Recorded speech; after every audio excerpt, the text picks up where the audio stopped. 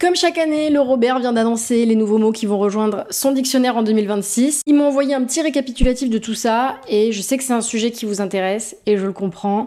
Donc c'est parti. Alors dans son petit édito introductif, Géraldine Moinard explique qu'il y a plus de 150 mots et expressions qui ont rejoint les pages du Petit Robert cette année. Alors elle rappelle que, et je vous le dis tout le temps, si de nouveaux mots émergent, c'est tout simplement pour décrire de nouvelles réalités. Les mots sont le reflet de nos réalités sociétales, dit-elle. C'est pour ça qu'on va trouver des termes liés à l'intelligence artificielle, par exemple, qui émergent aujourd'hui et pas il y a 150 ans. Voilà, ça semble logique. Juste. Tout ce qui touche à la nouvelle technologie également, mais on va aussi trouver des mots qui concernent la culture et le sport, de nouveaux mots d'argot ou encore des régionalismes qui s'imposent, et cette année c'est le Sud-Est qui a particulièrement intéressé nos lexicographes. On y reviendra. De la même façon, il y a de nombreux termes liés à l'environnement qui émergent dans un contexte de crise climatique. Ça tombe sous le sens. C'est des questions qu'on peut plus éviter et on doit tous et toutes essayer de faire mieux dans nos façons de vivre et de consommer. Ça peut commencer par des petits gestes pour éviter de surconsommer, et c'est la raison pour laquelle j'aimerais vous parler de Rhino Shield qui sponsorise cette vidéo et dont je salue l'initiative puisque je trouve essentiel que des grandes marques comme celle-ci montrent l'exemple. Vous connaissez forcément leurs coques, célèbres pour être hyper résistantes avec des designs hyper variés. Elles sont également sans BPA, sans BPF, sans BPS, donc sans danger pour la santé, les enfants et les animaux. Et surtout, leurs coques sont recyclables, elles ont 6 vies. Vous pouvez donc renvoyer vos coques, et toutes les coques Rhino Shield sont concernées, et elles vont suivre une série d'étapes. Tri, broyage, granulage, moulage, jusqu'à la fabrication d'un nouveau produit. Et elles sont toutes neuves, elles n'en sont pas moins solides. Toutes les propriétés du produit restent inchangées. C'est la magie de la circularité. Et en plus, c'est rigolo parce que vous pouvez savoir si votre coque est une ancienne, qui s'est réincarnée déjà plusieurs fois ou non, parce que c'est écrit juste là, dans le petit QR code qui est à l'intérieur. Celle-ci, elle en a sa deuxième vie, quoi. Je ne peux que vous inviter à renvoyer vos coques Rhino Shield. Chaque coque renvoyée vous permettra de recevoir un coupon de 4 € à valoir sur le site, donc c'est tout bénef, ça permet de changer de coque de temps en temps, même si vous changez de téléphone. Ça vous évite de jeter, ça vous évite de surconsommer, et vous êtes récompensé pour ça, donc ça encourage à le faire, et je trouve ça super. Rejoignez la boucle, passez chez Rhino Shield si ce n'est pas encore le cas. De toute façon, il n'y a pas mieux en termes de protection, et le code Athéna vous offre 10% de réduction cumulable avec le coupon de 4 €. Écoutez, je sais pas quoi vous dire de plus, si là vous n'êtes pas convaincu, je comprends pas en fait. Merci à Rhino Shield de s'ouvrir à ces nouvelles façons de consommer, et merci de sponsoriser cette vidéo.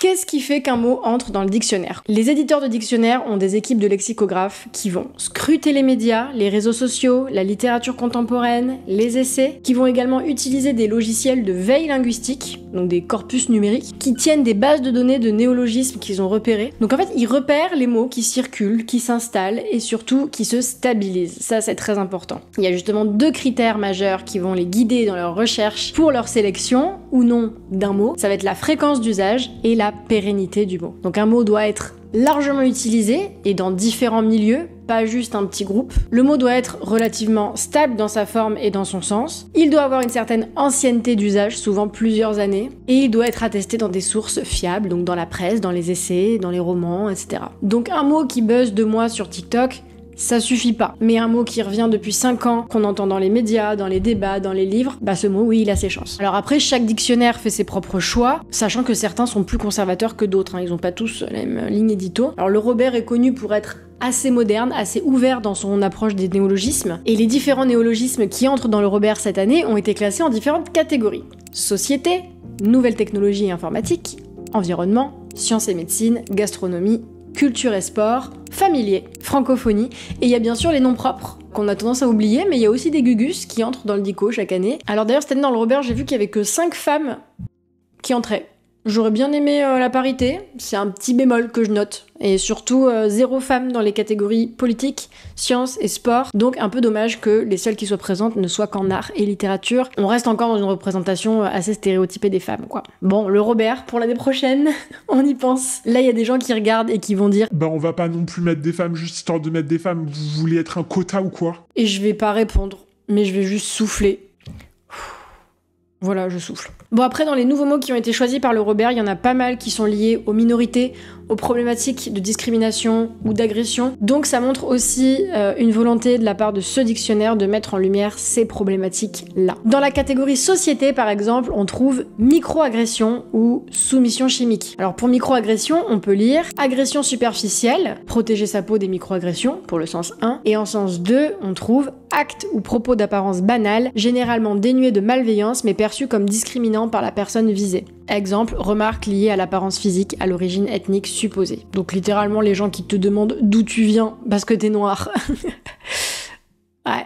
Fait sa grande entrée également, comme je viens de vous le dire, soumission chimique. Donc le fait d'administrer à une personne, à son insu ou sous la menace, des substances psychoactives, benzodiazépines, GHB, etc., en vue d'exercer des violences à son encontre. Et c'est également l'état qui en résulte. Exemple, viol sous ou par soumission chimique. Alors évidemment, le fait que ces dernières années, de nombreuses femmes ont dénoncé ces agressions, qui existent depuis bien longtemps, mais le fait de dénoncer là, dernièrement, ces agressions, avec l'ampleur médiatique du procès Pellico, évidemment, et tout le rayonnement social en fait de ce phénomène a contribué à diffuser ce terme et il a été tellement utilisé qu'il a semblé légitime de lui accorder une place dans ce dictionnaire. Bien d'autres mots encore dans cette catégorie comme cagnotter, chemsex, débunker, démission silencieuse ou encore deuil blanc que je ne connaissais pas et qui signifie deuil éprouvé face aux manifestations de la maladie neurodégénérative d'un proche encore vivant. C'est par exemple le cas pour la maladie d'Alzheimer. Je ne connaissais pas du tout le deuil blanc et je trouve que ça peut être important de le nommer en effet. Dans la catégorie nouvelles technologies, il y en a pas mal qui sont en lien avec l'intelligence artificielle, puisque c'est vraiment le truc du moment. On y trouve un nouveau sens pour le mot hallucination.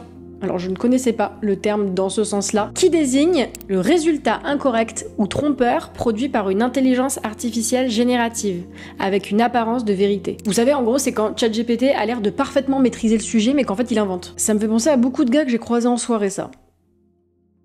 On trouve aussi hyper trucage, qui est la traduction littérale de deepfake, et qui est une recommandation officielle canadienne, procédé de manipulation audiovisuelle reposant sur l'intelligence artificielle et permettant la création d'images, de vidéos ou d'audio truqués très réalistes. Et on trouve également le verbe prompter, donc le fait d'adresser une requête à une intelligence artificielle. Celui-là, je pense que vous le connaissez. Dans la catégorie environnement, on trouve des mots comme géo-ingénierie, surcyclage, qui est le réemploi de matériaux ou d'objets usagés pour la fabrication de nouveaux produits de plus grande valeur. C'est la traduction d'upcycling, très clairement. Et on trouve aussi Vélorue, une voie spécialement aménagée pour favoriser la circulation des cyclistes en agglomération. Dites-moi si vous le connaissiez celui-là. Moi perso, je l'avais pas. Dans sciences et médecine, on trouve le mot adénomiose, qui est un synonyme en fait d'endométriose interne. Très bonne nouvelle, je trouve, de mettre ce mot en lumière. On trouve aussi biomédicaments, Mpox, mais également neurodiversité, qui est définie de la façon suivante: diversité des fonctionnements neurologiques que l'on trouve chez l'être humain,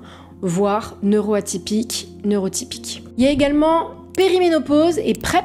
Donc pour PrEP, on peut lire traitement antirétroviral pris par une personne séronégative pour prévenir le risque de contamination par le VIH. J'aurais pensé que ce mot y était déjà, mais soit. Très cool de l'intégrer si c'était pas le cas. Catégorie gastronomie, accueillons comme il se doit la shakshuka, l'insert et le zaatar. Pour ce qui est de la culture et du sport, c'est l'entrée du mot drag, sans grande surprise, quand on voit à quel point le drag s'est popularisé ces dernières années, aussi bien le drag queen que le drag king d'ailleurs. C'est un art consistant à interpréter un personnage, souvent du sexe opposé, à l'apparence recherchée et exubérante, en jouant sur les stéréotypes de genre. On note également un sens supplémentaire pour le préfixe ultra, élément du latin ultra au-delà, qui sert à former des noms de courses dont la distance dépasse celle du marathon, 42,195 km. Exemple, ultramarathon, ultrafond, ultra-trail.